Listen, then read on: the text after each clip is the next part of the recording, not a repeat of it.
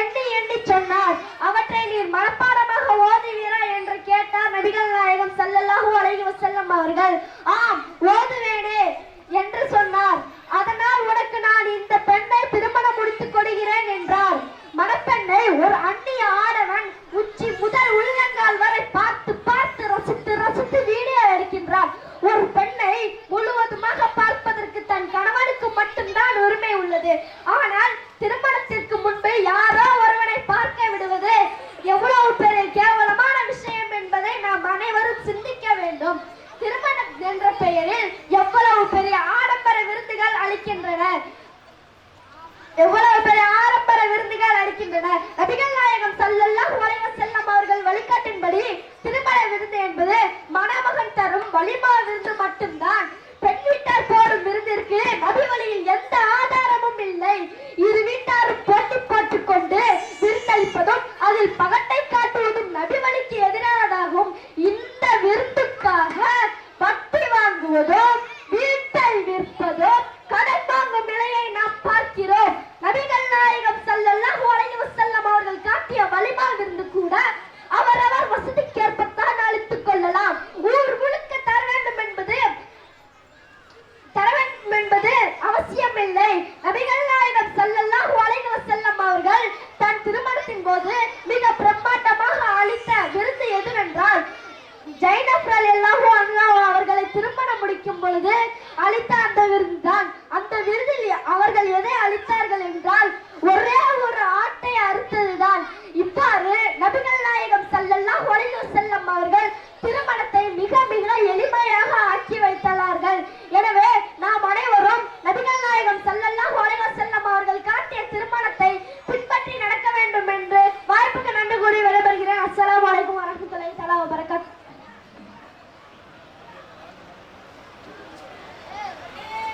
அஸ்மா முனியாமி.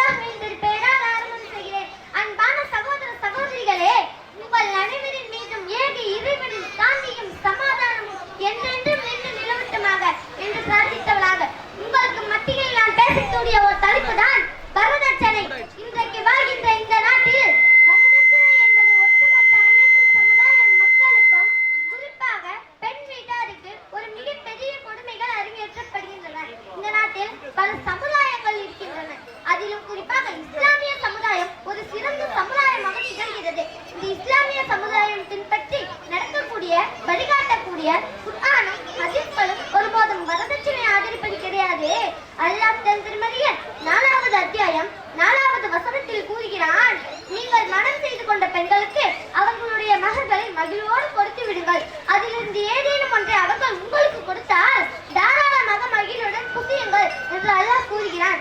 இந்த வசனத்தில் தன் மனைவியின் விருப்பம் இல்லாமல் தான் கொடுத்த மகரை புசிப்பது ஹராமாக்கப்பட்டுள்ளது. குர்ஆனில் குறிப்பிட்டுள்ள இந்த வசனத்திற்கு மாற்றமாக இன்றைய முஸ்லிம்கள் பெயரில் மட்டும் வாழ்ந்து கொண்டு இருக்கக்கூடிய ஆண்களும் பெண்களும் திருமணம் என்ற பெயரில் கணவன் வீட்டாரின் சார்பாக உதாரணத்துக்கு பெண்ணுக்கு கழுத்துக்கு, கைக்கு, காலுக்கு என மொத்தமாக 50 பவுன் தங்கம், மாப்பிள்ளைக்கு கழுத்துக்கு, கைக்கு 10 பவுன்ல ஒரு செயின், 2 மாதம் மாப்பிள்ளை போயிட்டு வர ஒரு பைக்கு, கணவன் மனைவி சேர்ந்து வாழ ஒரு வீடு, அப்புறம் அந்த வீட்டுக்கு தேவையான ஃப்ரிட்ஜ், ஏசி, டெக்கட்டில், வாஷிங் மிஷின், மற்ற சாமான்கள் என வரதட்சணை என்கிற பெயரில் கேவலமான மானக்கேடான மிகப்பெரிய கொடுமையை செய்கிறார்கள். இதற்கு பெண் வீட்டார்கள் சலித்தவர்கள் அல்ல என்று நிரூபிக்கிறார்கள். தன் மகள் ஒரு பெரிய இடத்தில் எல்லாம் வாழ வேண்டும் என்று நினைக்கின்ற இவங்க கேட்ட எல்லாத்தையும் கொஞ்சம் கூட விடாம வட்டிக்கு கடனை வாங்கியாவது திருமணம் செஞ்சு வச்சிடணும் அப்படின்னு நிச்சயத்தை முடிக்கிறாங்க. இது போதாதுன்னு கல்யாணம் ஒரு ஏசி மகல்ல சாப்பாடு ஆண் வீட்டாருக்கு ஒரு 2000 பேருக்கு சமைக்கணும், அதுவும் பிரியாணி தான் போடணும் என்ற சாப்பாடு கூட பிச்சை எடுக்கும் கேவலமான எண்ணம் தான் இந்த அன்னையரிடத்திலும் இருக்கின்றன. இதனால் மன உளைச்சல் அடைந்த பெண் வட்டியையும் கட்ட முடியாமல் முதலும் கட்ட முடியாமல் இருந்த வீட்டை விற்றுவிட்டு வாடகைக்கு வீடு எடுத்து தங்கும் மகளம் பெண் வீட்டாரின் பெற்றோர்களுக்கு ஏற்படுகிறது. இந்த நிலையை ஒருபோதும் இஸ்லாம் அனுமதிக்கவில்லை. இதை பற்றி ஹதீஸில் நாம் பார்த்தால் நபி ஸல்லல்லாஹு அலைஹி வஸல்லம் அவர்கள் மணந்த 9வது மனைவியான உம்மு ஹபீபா ரம்லா பின்த் அபூ சுஃபியான் ரலியல்லாஹு அன்ஹு அவர்களுக்கு மகராக 400 திர்ஹம் கொடுத்து திருமணம் முடித்தார்கள். இதில் ஒரு திர்ஹம் என்பது 3.62 கிராம் எடையுள்ள ஒரு தங்க நாணயமாகும்.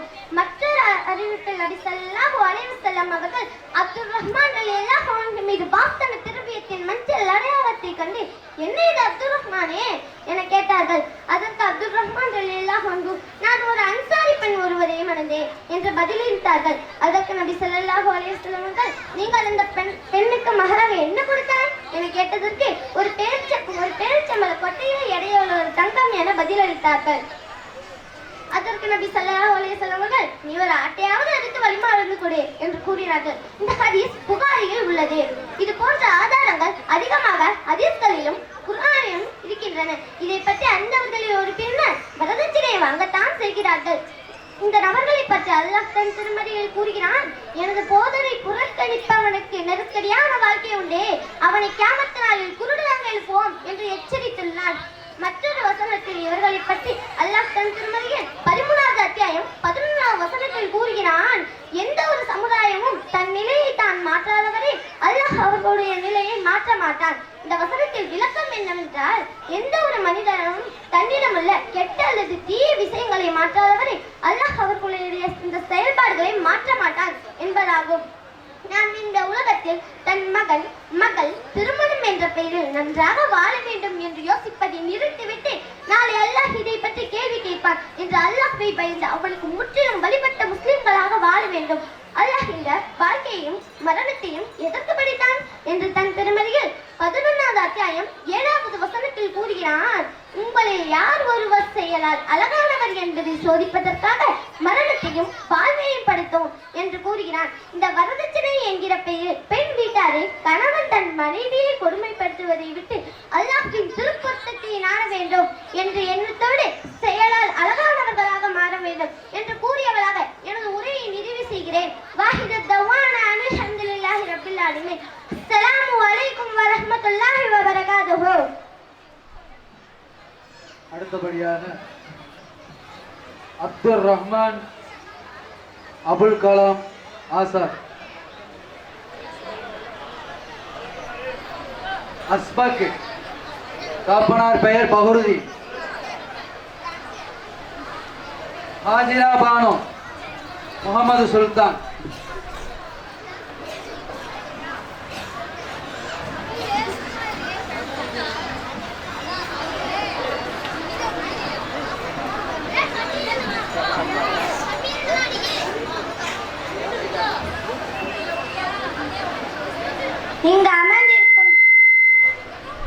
இங்கு அமர்ந்திருக்கும் தாய்மார்களே, சகோதர சகோதரிகளே, என்னை போன்ற மாணவ மாணவிகளே, ஜமாத்தார்களே, நடுவர்களே, இமாம்களே, உங்கள் அனைவருக்கும் எனது இனிய சலாத்தினை தெரிவித்துக் கொள்கிறேன்.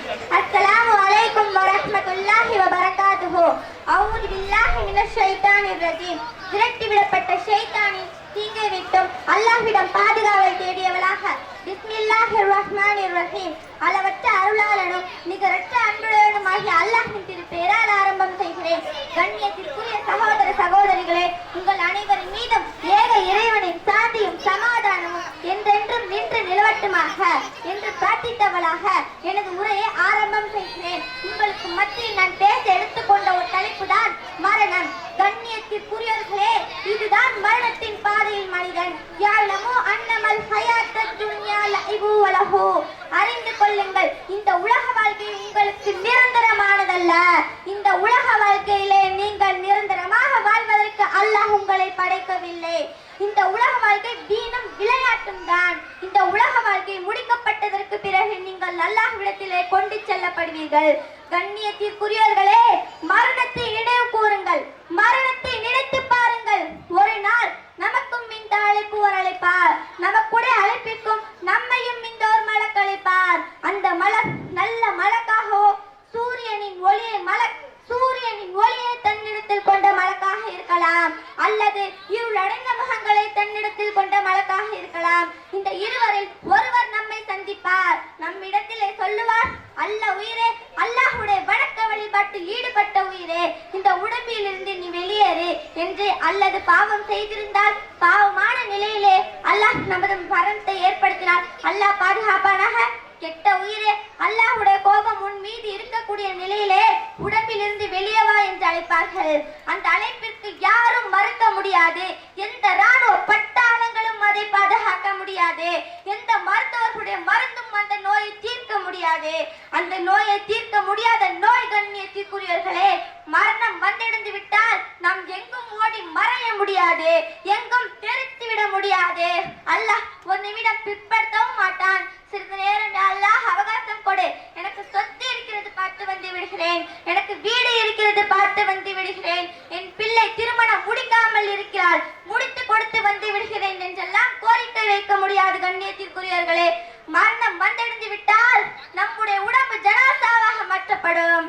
நம்முடைய பெயர்கள் எல்லாம் ஜனாசாவாக அகற்றப்படும். ஜனாசா என்று மக்கள் எல்லாம் அழைப்பார்கள். நம்மை மருத்துவமனையிலிருந்து வீட்டுக்கு கொண்டு வருவார்கள். வீட்டில் ஒரு கட்டிலில் படுக்க வைப்பார்கள். இந்த நிலை உங்களுக்கும் எனக்கும் தான் கண்ணியத்திற்குரியவர்களே. படுக்க வைத்து நமது குடும்பத்தார்கள் எல்லாம் நம்மை புகழ்ந்து அழுது கொண்டிருப்பார்கள். அவங்களுடைய அன்பையும் பாசத்தையும் வெளிப்படுத்தி கண்ணீர் மலைகளை கொடுத்து கொண்டிருப்பார்கள். ஆனால் அவர்களுடைய கேள்விக்கு நம்மால் பதில் சொல்ல முடியாது. ஜனாசாவாக மாறி இருப்போம். நம்முடைய நாவுகளை நம்மால் அசைக்க முடியாது. இங்கே இது நடந்து கொண்டிருக்கும் பொழுது நம்முடைய உயிரை நல்ல மலக்குகள் வானத்திலே அழைத்து சென்று 7 வானத்திற்கு மேல் அழைத்து செல்வார்கள். நாம் இந்த பூமியிலே நல்லவளாக வாழ்ந்தால், அல்லாஹ்வுடைய மார்க்கத்திற்கு நாம் கட்டுப்பட்டிருந்தால், இல்லை என்றால் 7 வானத்திற்கு மேல் அழைத்து செல்லாமல் முதல் வானத்திலே நமக்கு அனுமதி மறுக்கப்பட்டு பூமியிலே தூக்கி வீசப்பட்டு விடுவோம். பூமியிலே விழுந்து கிடப்போம், எல்லோர்களையும் அழைப்போம். யாரும் அந்த அழைப்பிற்கு பதில் கொடுக்க மாட்டார்கள். சிறிது நேரம் நமது குடும்பத்தார்கள் அழுதுவிட்டு நம்மை குளிப்பாட்டுவதற்காக எடுத்து செல்வார்கள். எனவே நமது கண்களுக்கு முன்னால் கொண்டு வந்து பாருங்கள், குளிப்பாட்டுவார்கள். எந்த மானத்தை, எந்த நம்முடைய உடம்பை, எந்த உடம்பை அழகுபடுத்தி ஆடை அணிந்து அழகுபடுத்தினோமோ அந்த உடம்பை மக்களுக்கு பார்வை நிர்வாணமாக ஆக்கி விடுவார்கள். மக்கள் எல்லாம் நம்முடைய உடம்பை கை வைத்து குளிப்பாட்டுவார்கள். ஆண்களுக்கு ஆண்கள் என்று, பெண்களுக்கு பெண்கள் என்று ஒவ்வொருவரும் நம்முடைய ஈவுக்காத்தை கூட தட்டி விடுவோம். ஆனால் எந்த தட்டும் எந்த தடையும் அதற்கு விதிக்க முடியாது. நம்முடைய எல்லா இடங்களிலும் அவர்கள் கை வைத்து குளிப்பாட்டுவார்கள். நம்மை ஒரு வெள்ளை துணியால் சுற்றுவார்கள். சுற்றி முடித்ததற்கு பிறகு உறவினர்கள் பார்ப்பதற்காக, பெண்கள் பார்ப்பதற்காக, நம்முடைய முகத்தை பார்ப்பதற்காக கடைசியாக திறந்து வைத்திருப்பார்கள். அவ்வளவுதான் இந்த உலகம் நம்மை கடைசியாக பார்க்கும். இந்த உலக வாழ்க்கையில் அதற்கு பிறகு யாரும் நம்மை பார்க்க முடியாது. எந்த பெற்றோரும் நம்மை பார்க்க முடியாது. எந்த பிள்ளைகளும் நம்முடைய முகத்தை பார்க்க முடியாது. பெண்கள் எல்லாம் வீட்டு வாசலில் நின்று நம்மை வழி அனுப்புவார்கள். ஆண்களாக இருந்தால், நம் பெற்றோர்களாக இருந்தால், நம் பிள்ளையாக இருந்தால், உறவினர்களாக இருந்தால், நம்மை நேசித்தவர்களாக இருந்தால் நம்மை பின்தொடர்ந்து வருவார்கள். நல்ல ஆத்மாவாக இருந்தால் என்னை விரைவாக கொண்டு செல்லுங்கள் என்று சொல்லுவோம். பாவமுள்ள ஆத்மாவாக இருந்தால் என்னை எங்கே கொண்டு செல்கிறீர்கள் என்று கேட்போம். என்னை விடுங்கள், காப்பாற்றுங்கள் என்று கதறுவோம். யாரும் அந்த அழைப்பிற்கு பதில் கொடுக்க மாட்டார்கள். அதற்கு பிறகு நம்முடைய ஜனாசாவை பள்ளிவாசலுக்கு கொண்டு செல்வார்கள். நமக்கு பின்னால் இருந்து இமாம் தொழுகை நடத்துவார். நம்முடைய பிள்ளையோ உறவினர்களோ வந்து அறிவிப்பார், என் தந்தையோ தாயோ ஏதாவது உங்களுக்கு பாவம் செய்திருந்தால், ஏதாவது உங்களிடத்திலே கடன் வாங்கியிருந்தால் அதை மன்னித்துக் கொள்ளுங்கள் என்று, அல்லாஹ்விற்காக அதை பொறுத்துக் கொள்ளுங்கள் என்று கண்ணீர் மல்க நம் பிள்ளையோ உறவினர்களோ நமக்காக வந்து பேசுவார். அதற்கு பிறகு நம்முடைய ஜனாசாவை முன்னால் வைத்து மக்கள் எல்லாம் 4 தக்பீர்கள் கூறி தொழுகை நடத்துவார்கள். அதற்கு பிறகு நமக்காக துவாவை செய்துவிட்டு நம்முடைய ஜனாசாவை சுமப்பதற்காக போட்டி போட்டுக் கொள்வார்கள். போட்டி போட்டுக் கொண்டு கபூர்ஸ்தானத்துக்கு கொண்டு செல்வார்கள். அங்கே நமக்கு ஒரு கபூர் குழி வெட்டப்பட்டிருக்கும், 6 அடி குழி வெட்டப்பட்டிருக்கும். அதிலே நம்மை அடக்கம் செய்த பிறகு நமக்கு கபூர் நெருக்கடி கிடைக்கும். நல்ல அடியான இருந்தாலும், கெட்ட அடியான இருந்தாலும் அந்த வேதனை உண்டு. அதற்கு பிறகு நம் நல்ல அடியான இருந்தால் மலர்கள் கேட்கும் கேள்விக்கு அழகிய முறையில் பதில் சொல்லுவோம். நமக்கு சொர்க்கம் கிடைக்கும். சொர்க்க வாசனையில் நாம் உறங்குவோம். நஊது பில்லாஹி மின்ஹா. நான் ஒரு உதாரணத்திற்கு கூறுகிறேன். ஒருவேளை கெட்ட அடியானா இருந்தால் மலர்கள் கேட்கும் கேள்விக்கு சரியான பதில் கூற மாட்டோம். அப்போது மலர்கள் சம்பட்டியால் அடிக்கும் ஒவ்வொரு அடியும் நம்ம 7 பூமிக்கு கீழே போக செய்யும். பிறகு மேலே வருவோம். அது மிக பயங்கரமாக இருக்கும். பிறகு கபூர் நெருக்கப்படும். எப்படி தெரியுமா? நம்முடைய எலும்புகள் ஒன்றோடு ஒன்று பிணையும் அளவிற்கு நெருங்கப்படும். அப்போது அவர்கள் கதறுவது மனிதர்களுக்கு கேட்காது. கேட்டால் நாம் இவ்வுலகில் வாழ மாட்டோம். அதோடு கபூரின் வேதனை முடியாது, மறுமை நாள் வரை நீடிக்கும். இதை பற்றி பல இடங்களில் அல்லாஹ் கூறுகிறான். அதில் ஒன்று 40வது அத்தியாயம் 46வது வசனத்தில், காலையிலும் மாலையிலும் நெருப்பில் அவர்கள் கட்டப்படுவார்கள் முடிவு நேரம் வரை. எனவே கண்ணியத்திற்குரிய சகோதர சகோதரிகளே, நாம் அதிக நன்மைகளை செய்து சொர்க்கத்தில் நிறுவோம், நரகத்தை விட்டு விலகுவோம் என்று பிரார்த்தித்தவளாக எனது உரையை நிறைவு செய்கிறேன். வாஹிது தவானா அல்ஹம்துலில்லாஹி ரப்பில் ஆலமீன். அஸ்ஸலாமு அலைக்கும் வரஹ்மத்துல்லாஹி வபரகாத்துஹு.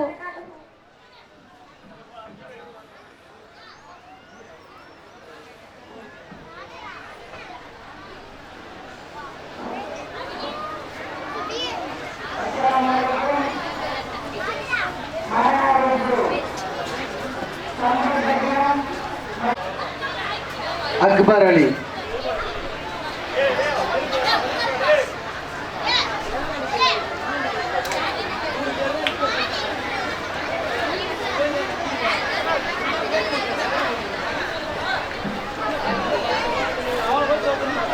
अस्सलामु अलैकुम वरहमतुल्लाहि तआला वबरकातुहु. அஊது பில்லாஹி மினஷ் ஷைத்தானிர் ரஜீம். பிஸ்மில்லாஹிர் ரஹ்மானிர் முன் பேச எடுத்துக்கொண்ட தலைப்பு என்னவென்றால், இறுதி நபி ஸல்லல்லாஹு அலைஹி வஸல்லம் அவர்களின் இறுதி பேருரை. இதற்கு முன் என்றுமே இருக்காத அளவிற்கு மாபெரும் கூட்டம் என்ற சங்கை மிகு மக்காவின் புனித பள்ளிவாசலில் நிரம்பி வழிந்திருந்தது. அங்கு கூடியிருந்தவர்களின் உள்ளச்சமும் வணக்க வழிபாடுகளும் அவர்களின் ஆன்மீக உணர்வுகள் முழுமையடைந்திருந்ததனை வெளிப்படுத்திக் கொண்டிருந்தன. அதுதான் ஹிஜ்ரி 10ஆம் ஆண்டு ஹஜ்ஜி கடமையை நிறைவேற்றுவதற்கு கூடியிருந்த மாபெரும் கூட்டத்தின் யதார்த்த நிலையாகும். அரபுகளும் முழுவதிலும் இருந்து சுமார் 1,25,000க்கும் அதிகமானவர்கள் அங்கே குழுமிருந்தார்கள். அதுவும் அவர்களுடன் சேர்ந்த நிறைவேற்றிய மன மகிழ்ச்சியில் திளைந்திருந்தார்கள். இறை தூதர் முஹம்மது நபி ஸல்லல்லாஹு அலைஹி வஸல்லம் அவர்கள் அங்கு வந்திருந்த அனைவரையும் துல்ஹஜ் பிறை 8ஆம் நடுப்பகலுக்கு பிறகு மக்காவில் இருந்து மினாவிற்கு அழைத்துச் சென்றார்கள். அங்கே லுஹர், அஷர், மஹரிப், இஷா, சுபு ஆகிய தொழுகைகளை முடித்துவிட்டு சூரிய உதயத்திற்கு பின் தோழர்களுடன் அரஃபாவை நோக்கி புறப்பட்டார்கள். அங்கே நமீரா பள்ளத்தாக்கில் நபி அவர்களுக்கு கூடாரம் அமைக்கப்பட்டுள்ளது. அதில் சூரியன் உச்சிக்கடுகம் வரை தங்கியிருந்தார்கள். அதன் பிறகு தமது கஸ்வா ஒட்டகத்தை தயார்படுத்தி அதில் பத்னூல் வாதி என்னும் பகுதிக்கு வந்தார்கள். அமைதி காத்த நிலையில் அந்த மக்கள் அனைவரும் நபி ஸல்லல்லாஹு அலைஹி வஸல்லம் அவர்களை பார்த்தபடியே நிற்க, அதே இடத்தில் நபி அவர்கள் ஒரு சொற்பொழிவாற்றினார்கள். அப்பொழுது ஆற்றிய அந்த உரை நபி அவர்களின் இறுதி பேருரையாக இருந்தது. மக்களே, மிக கவனமாக கேளுங்கள். ஏனெனில் இந்த ஆண்டுக்கு பிறகு இந்த இடத்தில் நான் உங்களை சந்திப்பேனா என்று எனக்கு தெரியாது. மக்களே, இந்த துல்ஹஜ் மாதத்தையும் பிற 9ஆம் நாளையும் மக்கா நகரையும் புனிதமாக கருதுவது போல் உங்களில் ஒருவர் மற்றவர்களின் உயிரையும் பொருளையும் மானத்தையும் புனிதமாக கருதுங்கள். ஒருவர் குற்றம் செய்தால் அக்குற்றத்திற்கு தண்டனை வழங்கப்படும். அவரது உறவினருக்கு அல்ல. தந்தை தன் பிள்ளைகளுக்கு அநியாயம் செய்ய வேண்டாம், பிள்ளை தன் தந்தைகளுக்கு அநியாயம் செய்ய வேண்டாம். தந்தையின் குற்றத்திற்காக பிள்ளை அல்லது பிள்ளையின் குற்றத்திற்காக தந்தை தண்டிக்கப்பட மாட்டாது. அறியாமை காலத்தின் அனைத்து செயல்களுக்கும் நான் என் காலுக்கு கீழே போட்டு புதைத்து விடுவேன். அறியாமை காலத்தின் கொலைகளுக்கு பழி வாங்குவதை நான் விட்டு விடுகிறேன். முதலாவதாக எங்கள் குடும்பத்தில் கொலை செய்யப்பட்ட ரபியா இப்னு ஹாரிஷான் மகனுக்காக பழி வாங்குவதை நான் விட்டு விடுகிறேன். அறியாமை காலத்தின் வட்டியும் தள்ளுபடி செய்யப்படாது. நான் என் குடும்பத்தார்களின் வட்டியிலிருந்து அப்பாஸ் இப்னு முத்தலிப்புக்கு உரித்தான வட்டியை தள்ளுபடி செய்கிறேன். பெண்கள் குறித்து அல்லாஹ்வை அஞ்சிக் கொள்ளுங்கள். அல்லாஹ்வின் அமானிதமாக நீங்கள் அவர்களை அடைந்திருக்கிறீர்கள். அவரது நாட்டப்படியே நீங்கள் அவர்களை மனைவியர்களாக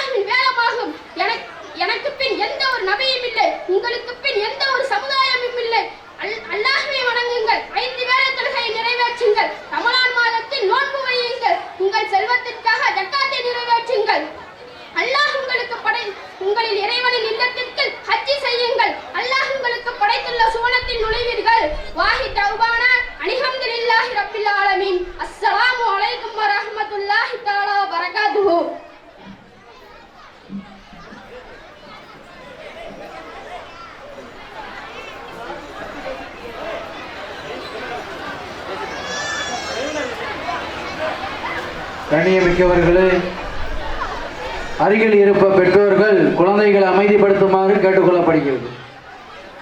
அருகில் இருக்கின்ற பெற்றோர்கள் பெரியவர்கள் தன்னுடைய குழந்தைகளை அமைதிப்படுத்துமாறு கேட்டுக்கொள்ளப்படுகிறது. ஹாரிசா பர்வீன், ஜமால் முகமது.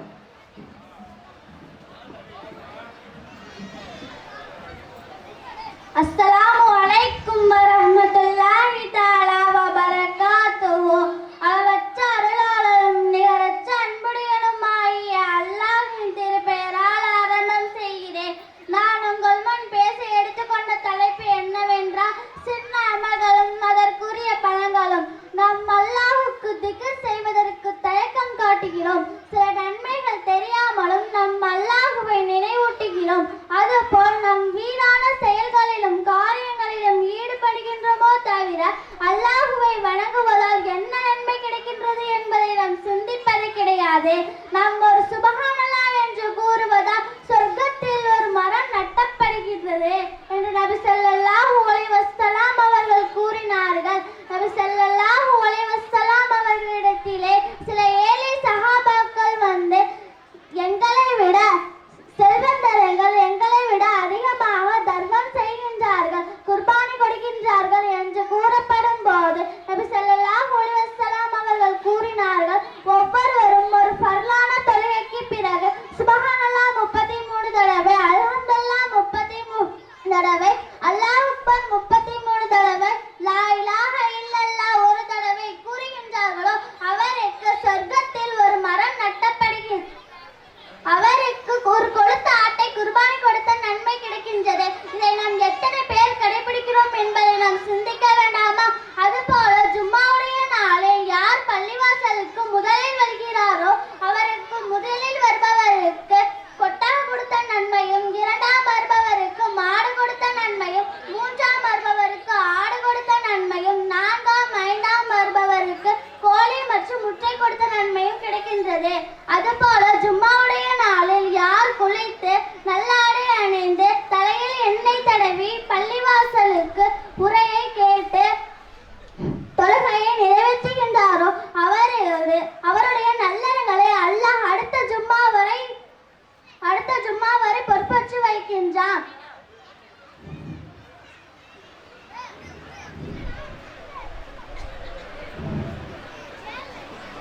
இன்னும் ஏராளமான நன்மைகளை நாம் சொல்லிக்கொண்டே போகலாம். நம்மளுடைய அலட்சியத்தின் காரணமாக இத்தகைய நன்மைகளை நாம் கோட்டை விட்டு விடுகின்றோம்.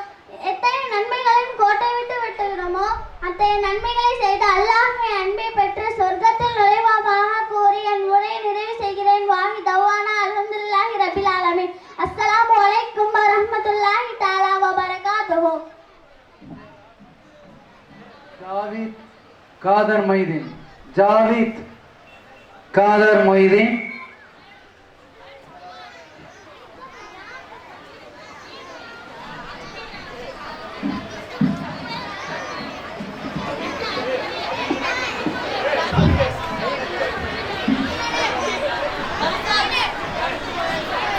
अस्सलामु अलैकुम व रहमतुल्लाहि ताला व बरकातुहू। इन्नल हम्दलिल्लाहि नहमदुहू व नस्तईनुहु व नस्तगफिरुहु व नु'मिनु बिही व नतवक्कलु अलैहि व नऊज़ु बिल्लाहि मिन शुरूरि अनफुसिना व मिन सय्यिआति अमालिना। मन यहदिहिल्लाहु फला मुडिल्ल लहु व मन युडिल्ल फला हादिय लहु व अशहदु अन ला इलाहा इल्लल्लाह व अशहदु अन्ना मुहम्मद अब्दुहु व रसूलुहु। अम्मा बाद फक़द क़ाल अल्लाह तआला फ़िल क़ुरआनिल अज़ीम वल क़ुरआनिल मजीद। अऊज़ु बिल्लाहि मिनश ஷைத்தானிர் ரஜீம். பிஸ்மில்லாஹிர் ரஹ்மானிர் ரஹீம். அளவற்ற அருளாளனும் நிகரற்ற அன்புடையவனுமாகிய அல்லாஹ்வின் திருப்பெயரால் ஆரம்பம் செய்கிறேன். நான் உங்கள் முன் பேச எடுத்துக்கொண்ட தலைப்பு என்னவென்றால், பெற்றோரின் சிறப்பு. ஒரு வீடு என்பது மண்ணாலும் கற்களாலும் ஆனது. அதுபோல ஒரு குடும்பம் என்பது அன்பாலும் பாசத்தாலும் ஆனது. அந்த பாச பிணைப்பு இன்று கொஞ்சம் கொஞ்சமாக மனித மனங்களில் இருந்து கலன்று கொண்டிருக்கிறதோ என்கிற அயப்பாடு தோன்றுகிறது. பெற்றோர் அன்பு, சகோதர பாசம், உறவு தொடர்புகள் எல்லாம் குறைந்து வருகிறது. வீட்டின் பெயரோ அன்னை இல்ல, அன்னை இருப்பதோ முதியோர் இல்லம். சில இடங்களில் இன்று இந்த நிலைதான். தாய்க்கு முதலிடம். மனிதர்களுள் யாருக்கு நான் அதிக கடன் பட்டுள்ளேன்? இது நபித்தோழர் ஒருவரின் வினா. தாய் என்று பதிலளித்தார்கள் நபிகள் நாயகம் ஸல்லல்லாஹு அலைஹி வஸல்லம் அவர்கள். அடுத்து யார் என்று அவர் கேட்க தாய் என்றே கூறினார்கள். மூன்றாவது முறையாக அடுத்து யார் என்று கேட்டபோதும் தாய் என்றே பதில் வந்தது. அடுத்து யார் என நான்காவது முறையாக அவர் கேட்க தந்தை என்று பதிலளித்தார்கள் நபிகள் நாயகம் ஸல்லல்லாஹு அலைஹி வஸல்லம் அவர்கள். ஒரு குழந்தையின் வளர்ச்சிக்கு தாய் தந்தை இருவருமே காரணம். உண்மையானாலும் தந்தையை விட தாய்க்கே முதலிடம் வழங்குகிறது இஸ்லாம். காரணம் என்ன? திருக்குரான் கூறுகிறது, அவனுடைய அன்னை அவனை சிரமத்துடனேயே கருவுற்று சுமந்திருந்தால் சிரமப்பட்டுத்தான் அவனை பெற்றெடுத்தார். மேலும் அவனை சுமந்திருப்பதற்கும் பால் குடிப்பை மறக்கடிப்பதற்கும் 30 மாதங்கள் ஆகின்றன. தியாகத்திற்கு தாயை விட வேறு சிறந்த உதாரணம் சொல்வது சிரமம். அவள் ஒரு குழந்தையின் பிறப்புக்காக இறப்பின் வாசல் வரை சென்று வருகிறாள். தன் உயிரை பணயம் வைத்து குழந்தையை பெறுகிறாள். குழந்தைக்காக தாய் செய்யும் தியாகம் மகத்தானது. கொஞ்ச நேரம் இளைப்பாறிக்கொள்ள ஒரு 10 நிமிடம் மற்றொருவரின் விரக சுமையை தாங்கி நிற்கவே ஒதுங்கிவிடுற இந்த காலத்தில் தொடர்ந்து 10 மாதம் ஒரு சிசுவை தன் வயிற்றில் சுமப்பதென்பது எவ்வளவு பெரிய தியாகம். குழந்தைக்கு நோய் என்றால் தான் பத்தியம் இருக்கிறாள் என்பது மாத்திரமல்ல. நோய்வாய்ப்பட்ட குழந்தை மருந்தை சாப்பிட விரும்பாத போது நலமாயுள்ள தாய் தானும் அந்த மருந்தை சிறிது குடிக்கிறாள். ஏன்? தாய்க்கும் தனக்கும் ஒரே நோய்தான் என்று குழந்தை எண்ணி ஆறுதல் அடைவதற்காக ஒரு அறிஞரின் சொல் எப்படி இருக்கிறது பாருங்கள் நடுவர் அவர்களே.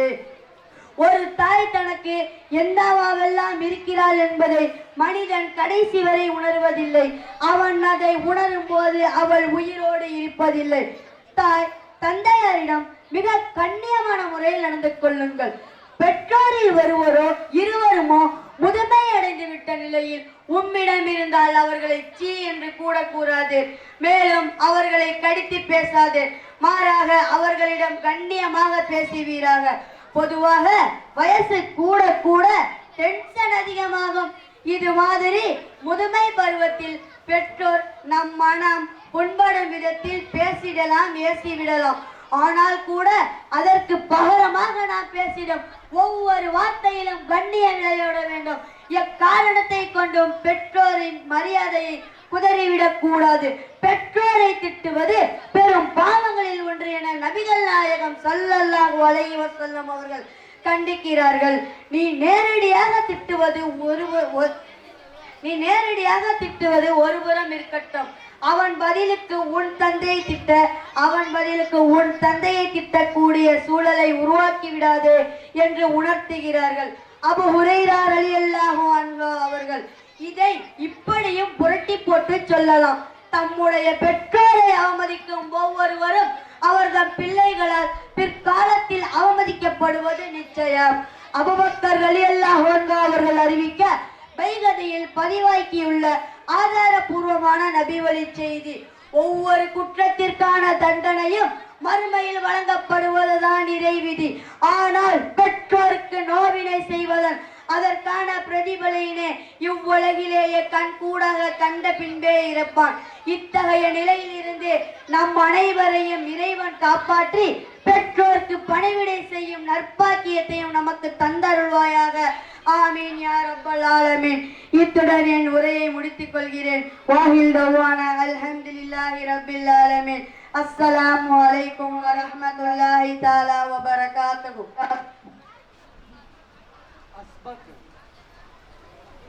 அஸ்பக் பஹருதீன். அஸ்பக் பஹருதீன். வரகாத்துஹு. இன்னல் ஹம்துலில்லாஹ்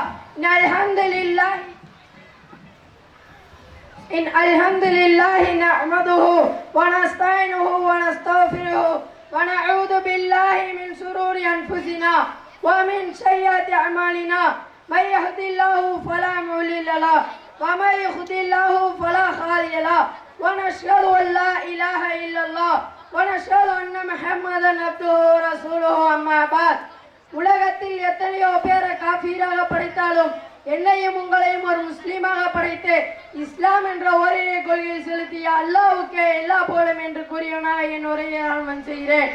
நான் இப்பொழுது உங்கள் முன் பேச எடுத்துக்கொண்ட தலைப்பு என்னவென்றால் மறுமை வெற்றி. வானம், பூமி, சூரியன், விண்கோள்கள், பூமியில் வாழும் மனிதர்கள், உயிரினங்கள், தாவரங்கள் உட்பட அனைத்தும் ஒரு நாள் அழிக்கப்படும். அந்நாளில் இறைவன் மட்டுமே நிலைத்திருப்பார். கியாமத் நாளை நம்புபவர்கள் முஃமின்கள் ஆவார்கள். இறைவன் தன் திருமறையில் 3வது அத்தியாயத்தில் 114ஆம் வசனத்தில் கூறுகிறான், யுமினூன பில்லாஹி வல் யௌமில் ஆகிரி. அல்லாஹ்வையும் இறுதினாலையும் முஃமின்கள் நம்புகிறார்கள். ஒரு ஆரம்பம் இருந்தால் அதற்கு ஒரு முடிவு இருக்கும். அதே போல பிறப்பு இருந்தால் நிச்சயமாக இறப்பு உண்டு. அந்த இறப்புக்கு பிறகு நம் நடப்பதை பற்றி நாம் சிந்திக்க வேண்டாமா? நாம் அனைவரும் கபருடைய வேதனைக்கு உள்ளாக்கப்பட மாட்டோம். அல்லாஹ் தன் திருமறையில் கூறுகிறான், நல்லடியார்களுக்கு இந்த உலகம் சிறைச்சாலை போன்று இருக்கும், தீயார்களுக்கு இந்த உலகம் சொர்க்கம் போல இருக்கும். ஏனென்றால் இந்த உலகம் மிகவும் அற்பமானது. நல்லடியார்கள் ஒவ்வொருவருக்கும் ஒரு நிலையான வெற்றி கிடைக்கும். அதுதான் மறுமையுடைய வெற்றி. கபருடைய வேதனைகளை நாம் கண்டால் எவரும் தப்பு செய்ய துணிய மாட்டார். அப்படி என்ன கபருடைய வேதனை? நல்லடியார்கள் ஒவ்வொருவரும் மறுமை நாள் வரை உறங்கிக் கொண்டே இருப்பார்கள். தீயோர்கள் ஒவ்வொருவருக்கும் பாம்பு, பூச்சி போன்ற கொடிய உயிரினங்களால் துன்புறுத்தப்படுவார்கள். பூமி அவர்களை நெருக்கிக் கொண்டே இருக்கும். மலக்குமார்கள் சம்மட்டியால் பிரடியில் அடிப்பார்கள். இதை கண்டு நாம் அஞ்ச வேண்டாமா? அதன் பிறகு மறுமை என்று நாம் அனைவரும் எழுப்பப்படுவோம். எழுப்பப்பட்ட அனைவரும் கேள்வி கணக்கு கேட்கப்படுவோம். உயிரினங்கள் முதல் மனிதர்கள் வரை. எப்படி இந்த உலகத்தில் ஒரு கொம்பு வச்ச மாடு இன்னொரு மாடை முட்டுதோ, அல்லாஹ் நாளை மறுமையில் நீ அதை முட்டுனீங்களா, அல்லாஹ் அதுக்கு கொம்பு கொடுத்து நீ முட்டுமா. அதே மாதிரி மனிதர்களுக்கு என்ன பண்றாங்கன்னா, நீங்க உலகத்துல வெற்றி பெற்றாதான் மறுமையில வெற்றி பெற முடியும். நம்ம இந்த உலகத்துல அல்லாஹ்வின்படி வாழ்றது மிகப்பெரிய சிரமம். அந்த சிரமங்களை தாண்டிதான் நம் சொர்க்கத்திற்கே செல்ல முடியும். சொர்க்கத்திற்கு செல்லும் ஒருவரும் நரகத்தை பார்த்து விட்டே செல்வார்கள். ஏனென்றால் கீழே நரகம் இருக்கும், மேல சொர்க்கத்திற்கு ஒரு பாலம் இருக்கும். அதுல நடந்து போயில ஒவ்வொரு நல்லடியார்களும் என்ன நினைப்பாங்க, நல்ல வேளை நம்ம உலகத்துல அல்லாஹ்வின் விதிமுறைப்படி வாழ்ந்துட்டோம், அதனால நம்ம இந்த நரகத்துக்கு போல நினைப்பாங்க. அந்த அளவுக்கு நரகத்தில கொடுமை இருக்கு. அதை கண்டு நாம் அஞ்ச வேண்டாமா? நாம் அனைவரும் மறுமையில் ஒரு வெற்றி பெறுவோம். அதுதான் நிலையான வெற்றி, அதுதான் உண்மையான வெற்றி. அந்த வெற்றியை நாம் அனைவரும் பெற வேண்டும் என்று கூறியவனாக என் உரையை முடித்துக் கொள்கிறேன். வாஹிர் தவானா அல்ஹம்துலில்லாஹி ரப்பில் ஆலமீன். அஸ்ஸலாமு அலைக்கும் வரஹ்மத்துல்லாஹி வபரகாத்துஹு. சமீல் முகமது மைதி. சமீல் முகமது மைதி.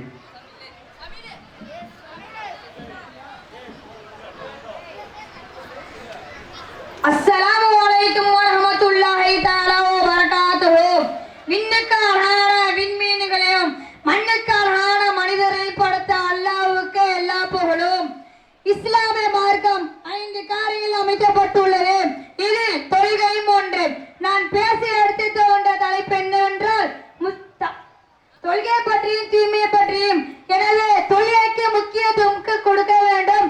நபி ஸல்லல்லாஹு அலைஹி வஸல்லம் அவர்கள் தொழுகைக்கு முக்கியத்துவம் கொடுத்தார்கள். நபி ஸல்லல்லாஹு